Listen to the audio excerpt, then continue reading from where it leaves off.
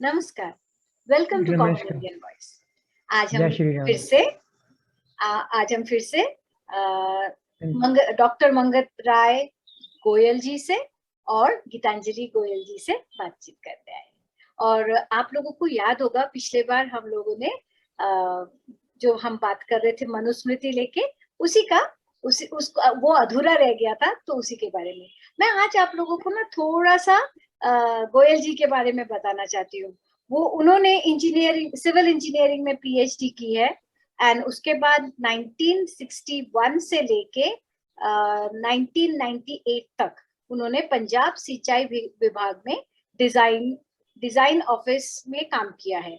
And उसके बाद उनका मतलब बाकी के आपको मैं इस बार ना आपको पूरा उनका बायोडेटा आपको हमारे वीडियो के नीचे मिल जाएगा। प्लस उसके अलावा हमने जो पिछले बार गीतांजलि जी से पूछा था कि किताबें उन्होंने कौन से लिखे, तो उनके किताब है संक्षिप्त मनुस्मृति, चरक Sushruta Samhita Saar, history and reflections of Mahabharata era. 2 papers भी उनके पब्लिश हुए हैं, Indic today online, dating of ancient Indian history, units of length measurement and speed of light in ancient India. बाकी आप लोगों के पास जो भी क्वेरीज होगी मैं आपको प्रॉमिस कर रही हूँ, मैं पूरा उसमें हमारे यूट्यूब चैनल में पूरा उनका लिख देंगे एंड आप लोग प्लीज देखिएगा। नमस्कार गोयल जी, नमस्कार गीतांजलि जी, जय श्री राम। जय श्री राम। गोयल जी, पिछले बार तो आधा अधूरा रह गया था बातचीत, मनुस्मृति के बारे में आप बता रहे थे।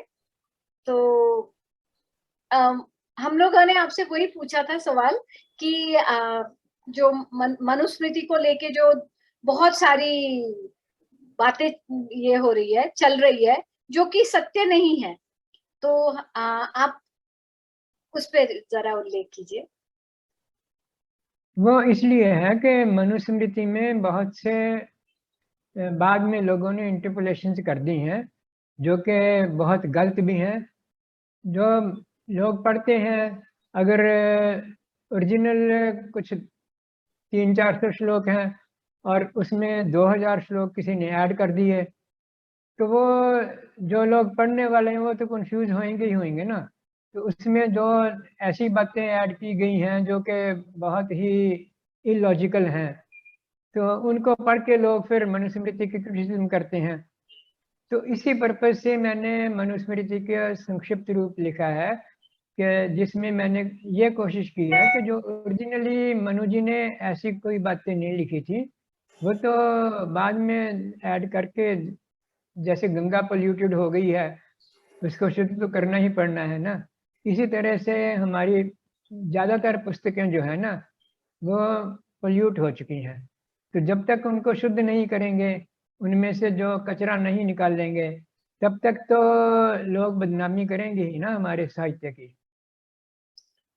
तो उसमें जो सबसे ज्यादा है ना मनुस्मृति में जो लेके जो सबसे ज्यादा शोर मचता है वो ये है कि ब्राह्मणवाद एंड वो मतलब बोलते हैं उसको। और आज हम देखिए, आप समाज में भी देखेंगे एक वर्ग है जो दिन भर रात भर वो ब्राह्मण्स को गाली देते रहते हैं।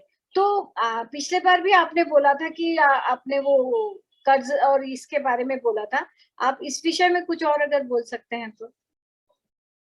हाँ, ऐसे है कि जो मनु जी ने स्पष्ट रूप में लिखा है कि जो आचार्य जो जाति उत्पन्न जागृत कर देता है अपने शिष्य में, वही उसकी अजर अमर जाति होती है। उससे ये स्पष्ट है कि जन्म से जो जाति होती थी वो जाति नहीं मानी जाती थी। जो गुण गुण स्वभाव और एप्टीट्यूड देख के शिष्य का जो जाति गुरु आचार्य जागृत कर देता था, वही जाति मानी जाती थी। तो जैसे आजकल भी है कि डॉक्टर का पुत्र डॉक्टर बन जाता है, इंजीनियर का पुत्र इंजीनियर बन जाता है, इस तरह से 80-90% लोगों के जो प्रोफेशन है वो अपने माता पिता के प्रोफेशन पर ही चलते हैं। इसी तरह पुराने ज़माने में भी और उसके बाद मीडिएवल एजेस में भी ज़्यादातर लोगों के जो प्रोफेशंस थे या गुण कर्म थे वो अपने माता पिता के ही गुण कर्मों पर निर्भर थे।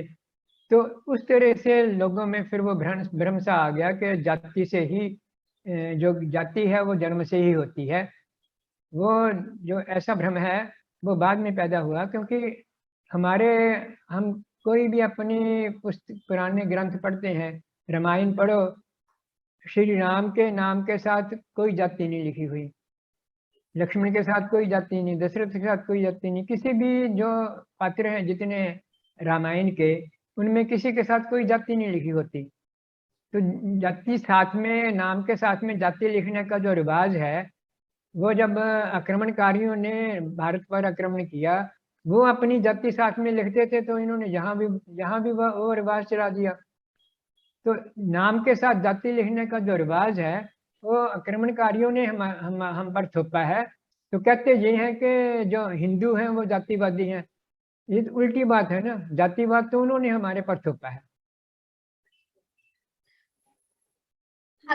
हाँ गीतांजलि जी, आपका म्यूट है। हाँ जी। So I think another confusion arose from the rules of hygiene that are given in the book, because it's a very practically written book. बहुत उन्होंने दिनचर्या में क्या क्या नियम पालन करने चाहिए, शुद्धि किस प्रकार से होती है, तो उसमें जो उन्होंने हाइजीन के रूल्स दिए हैं कि अगर किसी ने कुछ ऐसा काम किया है, जैसे बाथरूम साफ करते हैं, अभी भी अपने डे टू डे में आजकल हम लोग मेड नहीं है तो we clean our bathrooms ourselves, but उसके बाद before going to the kitchen we make sure कि we have showered and all, right. तो हम अपनी पूरी शुद्धि करके तभी रसोई में खाना बनाएंगे या कोई और काम करेंगे, पूजा का काम करेंगे।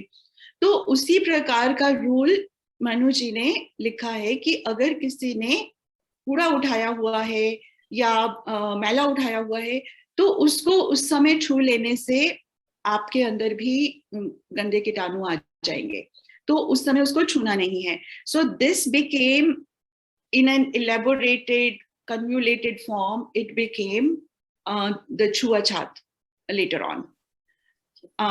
वो एक बहुत बड़ी confusion की बात हो गई कि मतलब मैं अपने आप से देखती हूँ अभी आजकल कि if I have, or over the past many years, if I have done something that I feel that I'm dirty at this time, I would tell my kids, don't touch me, Abhi, let me go shower and then you can touch me.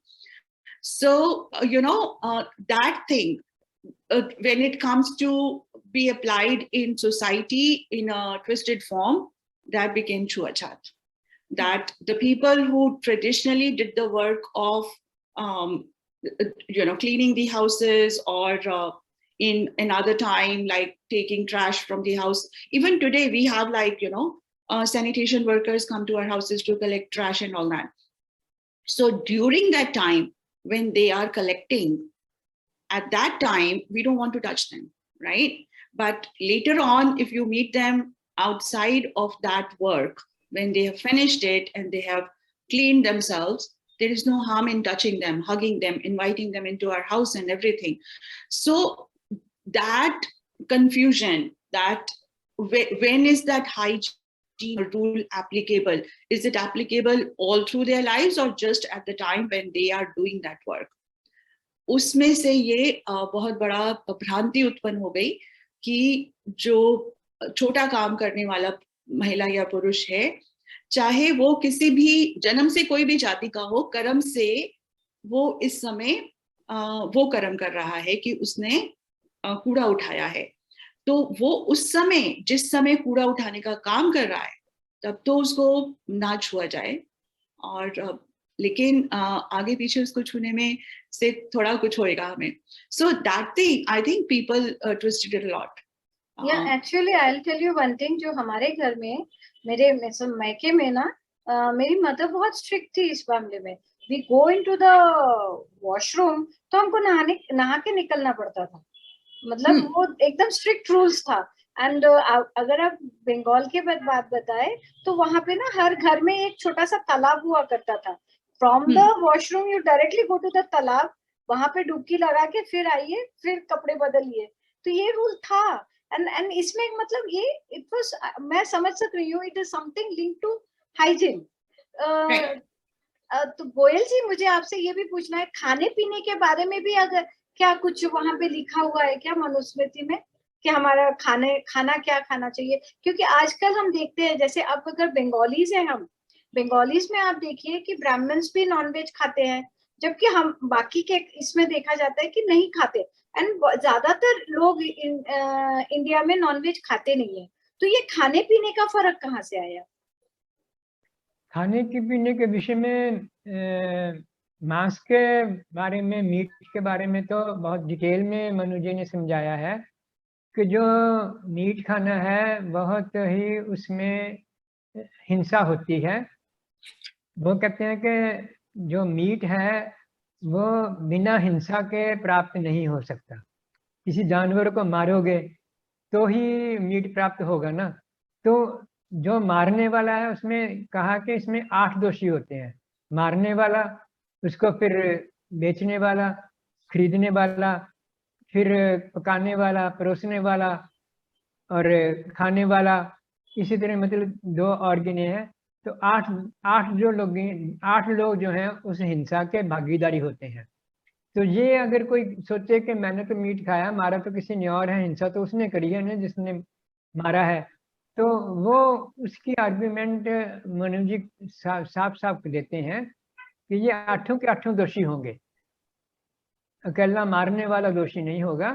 जो उसको जो cause है मारने का, अगर कोई खाएगा नहीं तो मारेगा क्यों को वो। तो इसलिए वो दोष जो है वो सबको लगेगा। तो इसलिए उन्होंने कहा है कि मीट नहीं खाना चाहिए। फिर उसके आगे उन्होंने इसको और रीइंफोर्स करने के लिए ये कहा है कि एक मनुष्य ऐसा है जो कि 100 साल तक अश्वमेध यज्ञ हर साल करता है, और दूसरा मनुष्य ऐसा है जो कभी भी अपनी लाइफ में मीट नहीं खाता। तो वो कहते हैं जो पुण्य का फल मिलता है जो मीट ना खाने वाले को, उस 100 अश्वमेध यज्ञ करने वालों से ज्यादा मिलता है। तो पॉजिटिविटी उनकी जो अप्रोच थी ना मनु जी की, वो पॉजिटिव अप्रोच थी कि लोगों में ये भावना जागृत की जाए कि तुम्हें पुण्य मिलेगा अगर मीट नहीं खाओगे। डंडा दिखाने की जगह वो ये दिखाते थे कि पुण्य मिलेगा अगर मीट नहीं खाओगे, इसलिए मीट खाना छोड़ दो। और दूसरा जो शराब पीने की बात है, वो तो उन्होंने स्पष्ट से लिखा है कि जो 4 महापातकी होते हैं, ह्यूमन मर्डर करने वाला, और चोरी करने वाला, और ये शराब पीने वाला, और एक और कौन सा था, जो 4 महापातकी होते हैं उन चारों में ये ब्रैकेटेड है। दैट मीन्स के जो शराब पीना उसी ब्रैकेट में आता था जिसमें के ह्यूमन मर्डर करना है। तो इतना बुरा माना गया था शराब पीने को, जितना के मीट खाने को उतना बुरा नहीं माना गया जितना शराब पीने वाले को माना गया है। तो शराब पीना तो बहुत ही ज्यादा निषिद्ध है पूरी तरह से। आज तो मतलब सब कुछ सब लोग भूल गए हैं हर चीज। मीट के बारे में जो एक डिफरेंस इन लाइफस्टाइल है पाश्चात्य देशों में और भारत में, मतलब जो भारत के ग्रंथ भी ये नहीं कहते कि आपको किसी भी स्थिति में मीट नहीं खाना। वो ये भी कहते हैं कि यदि प्राणों की रक्षा के लिए आपको कुत्ते का मांस भी खाना पड़े, जो कि बहुत ही निषिद्ध माना जाता है, तो अगर वो भी खाना पड़े तो भी आप प्राणों की रक्षा के लिए वो खा सकते हो। But you know, the difference in the attitude is over centuries. There were parts of the world before where, you know, there was not much of agriculture. जैसे जो पाश्चात्य देश बहुत सारे हैं, जैसे हम कनाडा का रीजन ले लें या यूरोप के बहुत सारी कंट्रीज ले लें, most of the year they are covered in snow, so there is no agriculture, or they didn't used to be. आजकल तो green houses में सब तरफ होने लगा है. So during that time when they did not have green crops or grains growing in their land, if they resorted to killing animals and eating them, that was their lifestyle. That's where their meat eating started. And also this thing, जो एक बात बार बार बहुत लोग इस चीज को confuse करते हैं, और इसके ऊपर मैंने कुछ एक इंटरनेट पे रिसर्च किया फिर पीछे, कि जो हमारे, वो कहते थे कि जो हमारे एंसेस्टर्स थे, जो केवमैन थे, राइट, तो उनके पास तो उनका तो मेन भोजन जो है वो मांस ही होता था, वो जानवरों को मारकर ही खाते थे। कारण उन्होंने बताया कि जो हमें टूल्स मिले, जो उनके वेपन्स और टूल्स मिले, वो अधिकतर उस प्रकार के थे कि जो जानवरों को मार के खाने के लिए थे। लेकिन जो लेटर डे रिसर्च हो रही है उसमें उनको ये मिल रहा है उसमें भी कि they only ate meat was sometimes part of their food. Mostly they were gatherers, कि वो कंदमूल और बेरीज और इस टाइप की चीजें, अब जिस समय उनके पास कोई और भी नहीं माध्यम होता था तो जंगल में से ये सब इकट्ठा करके इसको खाते थे। तो लेकिन वो रिसर्च दबा दी जाती है, वो उसको दबा दिया जाता है, सिर्फ इस चीज को हाईलाइट किया जाता है कि mostly those people were meet eaters. So that difference in attitude or attitude towards meat between the two cultures came from there. And also I've read, जैसे आप बंगाल की बात करते हैं, तो बंगाल में जो मेन मीट खाना है उसमें सी फूड खाया जाता है।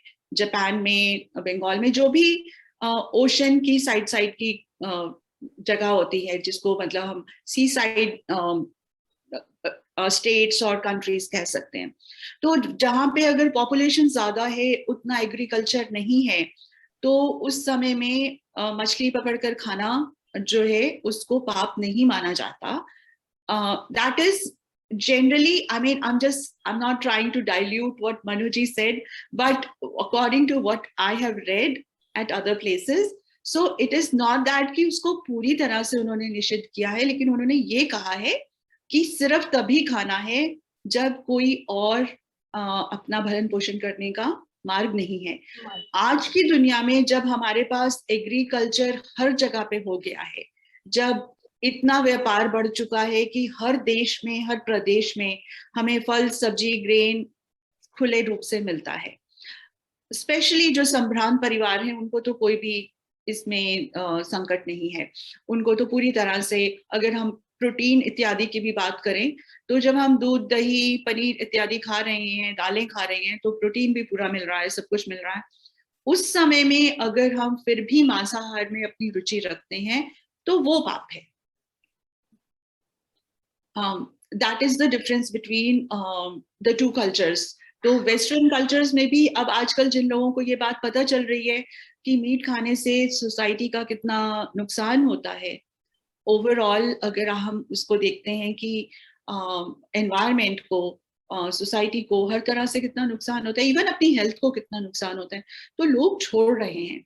मतलब मैं यूएस में रहती हूँ, यहाँ पे मेरी बेटी अब कॉलेज गई है, उससे पहले मेरे बच्चे दूसरे भी गए थे। So I thought that when they go to college and they mingle with other peers over there in staying in hostels, they'll be greatly influenced by others to convert to meat eating, or partly, but they didn't, because they found so many takers to vegetarianism among the Western society. उनको वो देखकर शुरू में आश्चर्य हुआ कि हमारे जैसे और लोग भी हैं, सिर्फ ऐसा नहीं है कि एक हिंदू ही मीट से दूर रहता है। बहुत सारे लोग जिनको ये अवेयरनेस आती जा रही है कि ये सोसाइटी के लिए बुरा है, वो छोड़ रहे हैं। तो छोड़ रहे तो काफी लोग छोड़ रहे हैं अभी। हाँ जी, मैंने देखा है कि मतलब 2 टाइम 3 टाइम खाने वाले नॉन वेजिटेरियंस भी छोड़ के वेजिटेरियन हो रहे हैं। अभी भारत में भी काफी चेंजेस आ रहे हैं। हाँ जी, तो वो जागरूकता की बात है कि as we become aware of what are the benefits of not eating meat.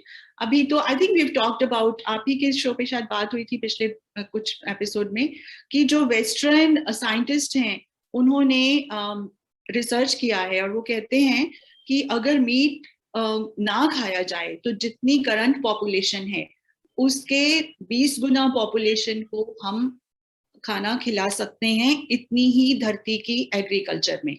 कई बार कह दिया जाता है कि जितना इस समय खाना उगता है वो हमारी अब जो 7 बिलियन पॉपुलेशन है उतना उसमें नहीं खा सकती। क्यों नहीं खा सकती? Because of the meat eating people. If they stop eating meat, there's enough grain being produced which is eaten by the cattle that they butcher for producing meat. तो वो अगर प्रोसेस खत्म कर दिया जाए, according to one research, 20 billion people can be fully fed.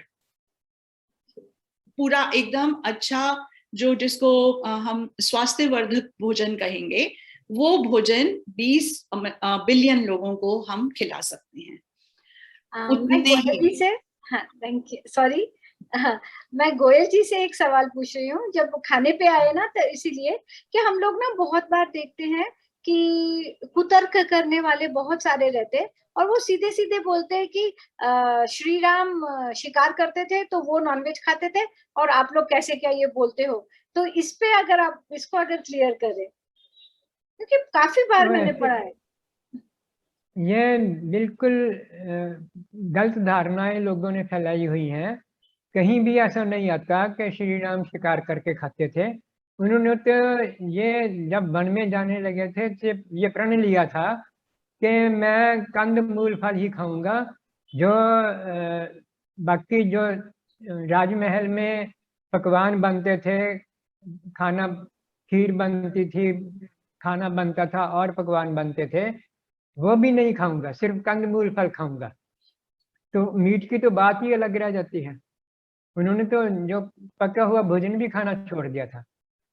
तो वो मतलब लोग ये तर्क ये करते तो फिर लोग वो जो शिकार क्यों करते थे? बिल्कुल, क्या शिकार करते थे तो शिकार क्यों करते थे?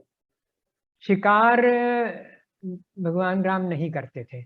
अच्छा। दशरथ ने शिकार करना शुरू किया था। अंत में उन्होंने मरने से पहले कौशल्या को कहा कि मैंने एक पाप किया था, शिकार खेलने चला गया था।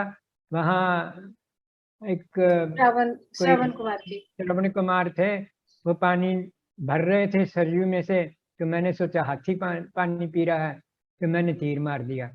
कहते वो जो मेरी जो टेंडेंसी थी शिकार करने की, वो एक पाप की टेंडेंसी थी, उस पर मैं पछता रहा हूँ। तो मृगया जो है, मनु ने काम से उपजने वाले 10 दोष गिनाए हैं। मृगया उनमें से एक गिना गया है। ये काम से उत्पन्न दोष है, इसको पाप गिना गया है मृगया को।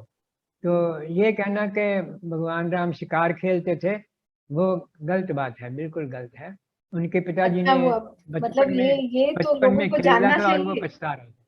हाँ, ये लोगों को जानना चाहिए। मतलब गीतांजलि जी, you must have seen on Twitter how means they write nonsense, they keep writing all these things, and you know, मतलब अभी जैसे सुना तो हमको भी काउंटर करने के लिए भी हमारे पास तथ्य होना चाहिए ना, कि बकवास कर रहे तो सिर्फ और सिर्फ बकवास ही सुनते रहते हैं हम लोग।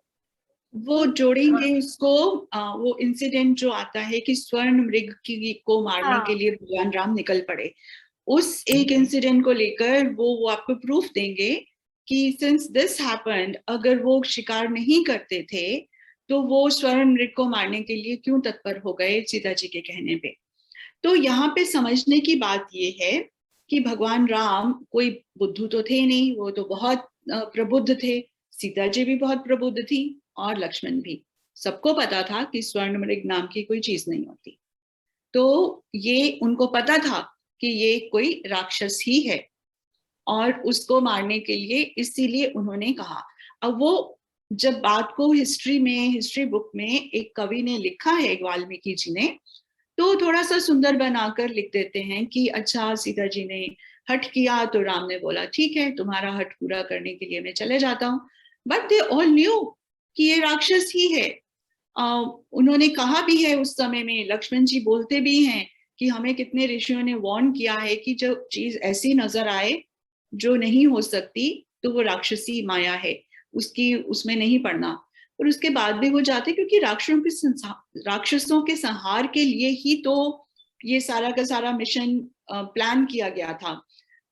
एक मतलब थ्योरी जो मेरी रामायण के बारे में थ्योरी है वो ये है कि राम लक्ष्मण सीता इन तीनों को विश्वामित्र जी ने, राम जी और लक्ष्मण जी को तो तैयार किया ही था।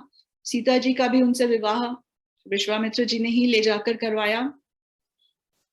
वो तीनों को उन्होंने शुरू से इसके योग्य समझा, सक्षम समझा कि ये जब वन में जाएंगे, सारी की सारी जनता को ट्रेन करेंगे और उसके बाद जो जगह जगह पे बस्तियां बन गई हैं राक्षसों की, जो पूरे देश में इन्फिल्ट्रेशन हो गया है, उसको उखाड़ने के लिए ये तीनों ही काम कर सकते हैं।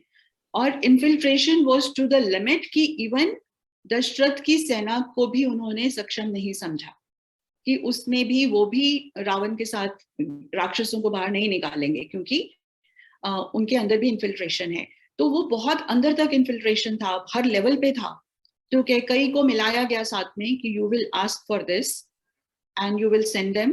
तो इसीलिए जब हम उसकी एक वर्जन ये पढ़ते हैं कि सारे के सारे देवता ऋषि भगवान के पास गए धरती माँ के साथ कि इतना वो बढ़ चुका है अत्याचार, आपकी सहायता की आवश्यकता है। और फिर उसके बाद वो ये कहते हैं कि कैकेयी की वाणी पे माँ सरस्वती विराज गई। तो अब कैकेयी की वाणी पे माँ सरस्वती के विराजने का अगर हम उसको if you look at it from analytical angle कि असल में क्या हुआ होगा, तो इसका मतलब असल में यही है that she was with them and she acted according to that plan. तो श्री राम और लक्ष्मण और सीता जानते थे कि वो किस लिए वन में गए हैं। उन्होंने कभी भी इस बात का कष्ट नहीं माना कि वन में जा रहे हैं। उनको पता था उनका मिशन है, और वो 14 साल में मिशन पूरा हुआ, बहुत लंबा काम था। तो ऐसे तो अगर वो अपने देश की सेना लेकर निकलते, पूरे सीधे से युद्ध करते, उससे संभव नहीं था, क्योंकि पूरे देश के लोगों का साथ में होना आवश्यक था। पूरे देश को उन्होंने मोटिवेट किया, सबको एक एक स्थान पे जाकर हर जगह से राक्षसी सभ्यता के विरुद्ध जो उनके अंदर सिंपैथेटिक एलिमेंट्स आ चुके थे पूरे देश में, उन सबको जागरूक करना, वापस आर्य सभ्यता के साथ में खड़े करना, ये काम इन तीनों का था। और साथ में पत्नी का होना भी इसलिए आवश्यक कि जब तक स्त्रियों को जागरूकता नहीं लाई जाएगी, तब तक जागरूकता कैसे आएगी।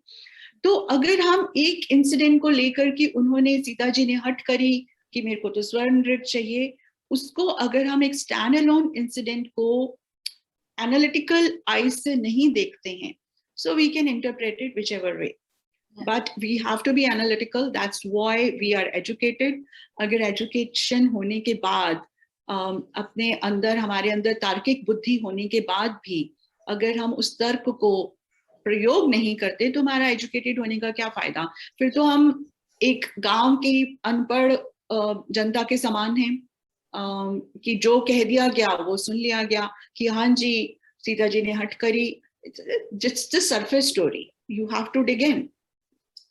गोयल जी, आपसे आखिरी सवाल आज का वो है कि आपने अभी बोला ना कि पाप का उन्होंने उल्लेख किया है, तो आप क्या कहेंगे, क्या मतलब वो पाप में कौन से पाप को उन्होंने उल्लेख किया है? देखो, जो गीतांजलि जी ने स्टोरी सुनाई है, अगर उस पर विश्वास ना भी करें, तो जो वाल्मीकि रामायण में साफ साफ लिखा गया है कि जब सीता जी ने कहा कि मेरे को ये मृग चाहिए, तो जब हम अयोध्या वापस जाएंगे, क्योंकि तब अप्रोक्सीमेटली 13 साल हो चुके थे, तो 1 साल ही रहता था, तो वो कहते जब हम अयोध्या वापस जाएंगे, मेरी सखियां सहेलियां ऐसे अद्भुत मृग को देख के बहुत प्रसन्न होएंगी कि ऐसा जानवर तो हमने पहले कभी नहीं देखा। तो जब सीता जी ने ये कहा, तब लक्ष्मण जी ने ये कहा कि भैया ये जो है मृग नहीं है, ये मारीच की माया है।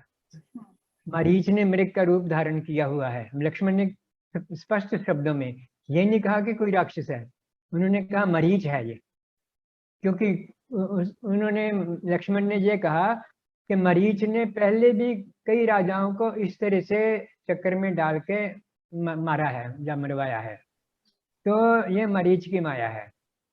तो भगवान राम ने उसका उत्तर ये दिया कि लक्ष्मण, अगर आपकी बात ठीक है, फिर तो मैं इसको मारूंगा ही। उन्होंने ये कहा कि अगर तुम्हारी बात ठीक है ना, कहता सीता जी चाहती हैं कि मेरे को ये मृग चाहिए, तो उसके लिए मैंने लाना है। अगर तुम्हारी बात ठीक है फिर तो मारना ही है, फिर नहीं छोड़ना। तो स्पष्ट शब्दों में लिखा है वाल्मीकि जी ने। कोई इसमें कोई दूसरी स्टोरी की जो है कि उनके ये प्लान थी, ऋषियों की प्लान तो थी ही, भगवान राम भी उसमें शामिल थे। उनको तो कहा बताया गया था ऋषियों ने। तो तभी तो उन्होंने जब दशरथ जी ने ये कहा कि मैं तो वरदानों के चक्कर में फंस गया, मैं फंसा हुआ हूँ। जब मैं फंसा हुआ हूँ तो एक अन्याय वाला जो आदेश आपको दे रहा हूँ। तो जो राजा अन्याय करे उसको बांध के जेल में डाल देना चाहिए। तो तुम मुझे बांध के जेल में डाल दो और आप राजा बन जाओ। जब दशरथ ने ये कहा तो भगवान राम ने बिल्कुल उसको अपोज किया। कहते नहीं, मैं ऐसा काम नहीं करूंगा। मैं तो जो आपने प्रतिज्ञा की है उस प्रतिज्ञा को पूरा करने में आपका साथ दूंगा। और फिर लक्ष्मण ने जब अपोज किया इस बात का, जब वो कौशल्या जी के पास गए अनुमति लेने के लिए कि मैंने वन में जाना है, तो लक्ष्मण जी ने तब वहां कहा कि ऐसा क्यों नहीं करते। तो तब भगवान राम ने उसको उत्तर दिया कि अगर मेरे को चॉइस हो ना कि राज्य गद्दी पर बैठना है कि वनवास में जाना है, वनवास में जाना है, I will prefer to go to vanvas. वो महोदय है कि उसमें जो हमारी उन्नति, जो उन्नति का मार्ग है वो ज्यादा प्रशस्त है, इसलिए I will prefer to go to vanvas rather than, अगर मेरे को चॉइस भी हो ना कि दोनों में से एक चूज कर लो तो मैं वही चूज करूंगा। क्योंकि उनकी तो प्लान थी ही ऋषियों के साथ मिलके। और उनको जब राम जी को ये था ना, ज्ञात था कि वो विष्णु के ये है, अवतार है क्या? वो उनको पता था? जैसे ये रामायण जो नया दिखाया उसमें तो दिखाया कि जब शिव जी और ये आते हैं उनके शादी में, तो वो राम जी उनको पहचान जाते हैं। वो लोग गुप्त रूप में रहते, फिर भी वो लोग वो पहचानते हैं। तो क्या वो जानते थे कि उनको ज्ञात बात था? ये है, बात ये है कि ये जो तुलसी रामायण है ना, ये भक्ति प्रधान ग्रंथ है। अच्छा। ये लोगों में जैसे ये नहीं हम कह सकते कि तुलसी जी को सारी हिस्ट्री का ज्ञान नहीं था, उनको पूरा ज्ञान था। पर लोगों को भक्ति मार्ग पर डालने के लिए उन्होंने जो बातें लिखी हैं बीच में, वो जानबूझकर लिखी हैं। ये नहीं कि उनको ज्ञान नहीं था इन बातों का। पर क्योंकि जो विचार हैं इसमें तुलसी रामायण में इतने ज्यादा उच्च विचार हैं, और जो उनके संस्कृत श्लोक पढ़े तो ऐसे लगता है कि वो बहुत बड़े विद्वान थे तुलसी जी। उनको पूरी नॉलेज थी सब चीजों की। पर वो भक्ति प्रधान ग्रंथ बनाने के लिए उस उस समय जो सिचुएशन थी भारत में, मुगलों का राज्य था, और वो लोग जो थे उनमें इतनी सामर्थ्य नहीं थी कि वो स्वतंत्रता प्राप्त कर लें। तो उनको ऐसे मार्ग पर लगाया तुलसी जी ने कि वो भक्ति प्रधान मार्ग पर चलते हुए ही उनमें ऐसे भाव उत्पन्न हो जाएं कि वो लेटर एजेस में से कुछ डेकेड्स बाद या कुछ एक आध सेंचुरी बाद वो अपनी स्वतंत्रता प्राप्त कर सकें। तो ऐसे भावनाएं जो उत्पन्न की हैं उस टाइम के भक्ति मार्ग के संतों ने, वो बहुत ही सोच समझ कर की हैं। तो हमें उस भाव में नहीं आना चाहिए। जैसे वाल्मीकि रामायण में आता है कि जब सेतु बन रहा था बिटवीन इंडिया एंड लंका, तो वानरों ने बड़ी बड़े यंत्रों द्वारा ऐसे लिखा है, यंत्रों द्वारा पहाड़ों में से बड़ी बड़ी चट्टानें काट कर और यंत्रों द्वारा उनको ट्रांसपोर्ट करके समुद्र के किनारे लाया गया। उसकी जगह तुलसी जी ने लिखा है कि राम का नाम लिखते थे चट्टान पर, वो तैरने लगती थी। वो जो है भक्ति प्रधान, ये नहीं कि तुलसी जी ने वाल्मीकि रामायण नहीं पढ़ी होगी या उनको हिस्ट्री का पता नहीं होगा, तो उन्होंने तो उसको भक्ति भाव में उसको ये दिखाने के लिए कि राम नाम में इतनी शक्ति है कि पत्थर भी तैर जाते हैं, तुम लोग तो क्यों नहीं भव सागर से तर जाएंगे। तो ये दिखाने के लिए उन्होंने ऐसी बातें लिखी हैं। तो हम उसको मतलब कंपैरेटिव स्टडी हम अगर दोनों ग्रंथों की करें तो जो हिस्टोरिकल फैक्ट्स हैं वो तो हमें वाल्मीकि रामायण से ही लेने चाहिए, और जो भक्ति भावना है वो तुलसी रामायण से लेनी चाहिए। तुलसी, हाँ, एक मिनट, मतलब ये बातें ऐसे हो जाती है ना कि मन नहीं भरता। सच्ची में आप लोगों के साथ बात करके मन भरता ही नहीं है मेरा, मगर समय टाइम का रिस्ट्रेन है। इसी टॉपिक को, मतलब जैसे मनुस्मृति, रामायण, महाभारत, इन्हीं सबको मिले जुले मेरे बहुत प्रश्न है, वो लेके मैं आपके पास अगले हफ्ते आऊंगी। गोयल जी, मैं क्या बोलूं आपको धन्यवाद देने के लिए, मेरे पास शब्द ही नहीं है। आपने मेरे को इतना कुछ आप सिखा रहे हैं, गीतांजलि जी भी, तो मतलब ऐसा लगता है कि बस बैठे सीखते रहो, सुनते रहो। धन्यवाद Geetanjali ji, thank you so much, you are taking time out. And मैं श्रोताओं को सिर्फ इतना कहना चाहती हूँ कि प्लीज इनको सुनिए, अच्छे से सुनिए, और कहे कहे सुनाए बातों पे ना आ मत जाइए। नमस्कार। जय श्री राम। जय श्री राम। अगर श्रोताओं को अच्छा लगा है प्लीज लाइक कीजिए, सब्सक्राइब कीजिए, एंड नेक्स्ट वीक हम लोग फिर से आएंगे, क्योंकि ये मैं इन लोगों को अभी इतने आसानी से जाने नहीं दूंगी। Thank you. धन्यवाद। धन्यवाद। जय श्री राम। जय श्री